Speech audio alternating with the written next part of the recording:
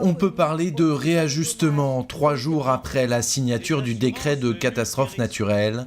Le gouvernement annonce d'abord l'ajout de plusieurs communes dans l'arrêté. Aucune commune n'a fait l'objet de décisions défavorables.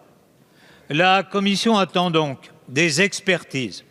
Elles s'appuieront pour ce faire, non sur les vents constatés, mais sur les vents estimés qui, comme je viens de le dire, exige des analyses liées à la topographie et peut nécessiter 1 à 2 semaines. Interpellé depuis dimanche, le gouvernement a réagi lors des questions d'actualité à l'Assemblée nationale, où 2 élus guadeloupéennes se sont émus d'une situation où Paris ne semble pas comprendre la Basse-Terre.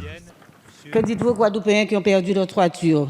108 sur la seule ville de Trois-Rivières, 40 sur la commune de Vieux-Fort voisine. Que dites-vous à ceux dont les arbres ont été déracinés? L'état de calamité agricole n'a non plus pas été reconnu. Pourtant, l'ensemble de nos producteurs, agriculteurs et marins-pêcheurs ont perdu l'ensemble de leurs récoltes et des outils de travail. Au même moment, à Strasbourg, la ministre de l'Outre-mer a précisé les mesures complémentaires prévues par le gouvernement. Si ce premier arrêté a été pris dans les 48 heures pour répondre à des mesures d'urgence, il sera suivi de d'autres arrêtés qui tiendra compte des dossiers que nous montrons localité par localité pour répondre aux besoins de chacun. En parallèle des décrets pour les assurances qui pourront être pris, un fonds d'urgence doit être débloqué pour indemniser les particuliers non assurés.